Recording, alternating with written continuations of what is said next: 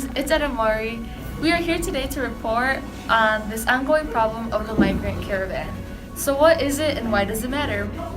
It has now been 3 months when the migrants of Honduras, Guatemala, and El Salvador walked thousands of miles to the U.S. and Mexico border.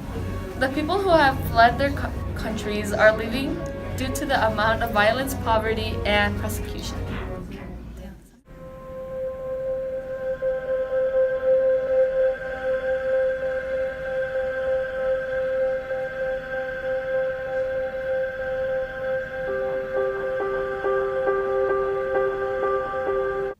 Hey, it's Migrant, and this is how it started. On October 12th, a post on Facebook said, "An avalanche of Hondurans is preparing to leave in the caravan to the United States. Share this." Once this was shared, many Central Americans packed their bags and followed the caravan. This caravan was started by a former legislator named Bartolo Fuentes, intending to malign the country's leader. Honduran's ambassador to Mexico, Rivera Montes, said they were trying to show Honduras as a failed country, which is totally false. Fuentes claimed that he wanted to help Hondurans by giving them a push since they had been wanting to go to the north, but they lacked the money.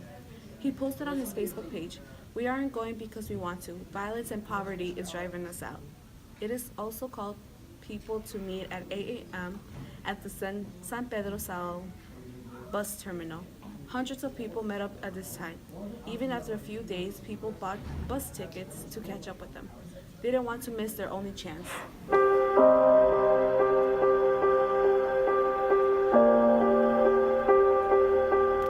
Hey Sabres, it's Sarah, and this is what they're going through.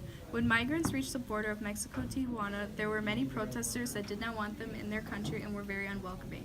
They faced many insults by the protesters, but there were also kind citizens that helped the migrants by donating clothes and food. In November, many migrants who were peacefully protesting at the border were tear gassed. Many adults and children fainted at the scene. We now have an update of the lady and her kids in the following picture.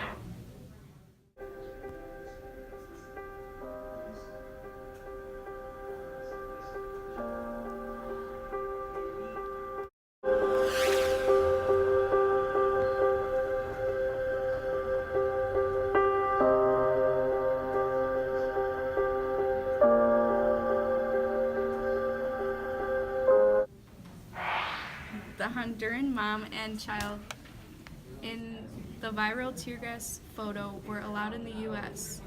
Is it because it made the U.S. look bad, or because they found them eligible for asylum? There was another story of a young girl who allegedly died because of dehydration on her journey to the border, when in reality it was the lack of care in the U.S.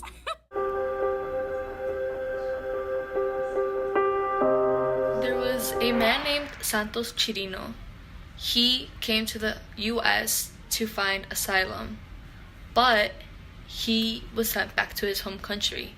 He had told the judge that they identified his family, that he can't go back because he will be killed.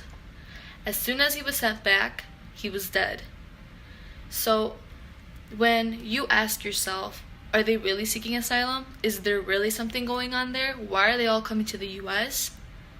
They are seeking for a better life, like all the other immigrants who have come into the U.S. to make a better living for themselves.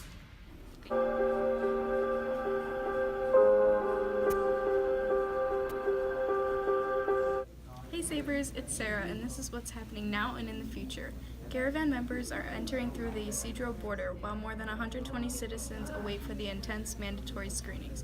What is the harsh backlash of not getting accepted into these asylums, you might be asking? After they've walked such a long distance, grown blisters on their feet, and experienced sleep deprivation, they get deported back into these terrible living conditions. People are risking everything for these asylums. Donald Trump doesn't like the idea of welcoming immigrants seeking foreign aid. He believes that bad people like criminals or gang members have started that caravan. He even set up more concertina wires across the border to fortify it. Yes, there may be some gang members incognito with the rest of the caravan, but there are background checks at the border to ensure the country's safety.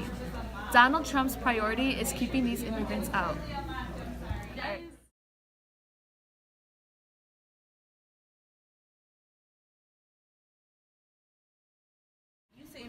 Thanks, Savers. you later. I'm Edamari. I'm Sarah. And I'm Miriam. Thank you for choosing the Sabre News Network.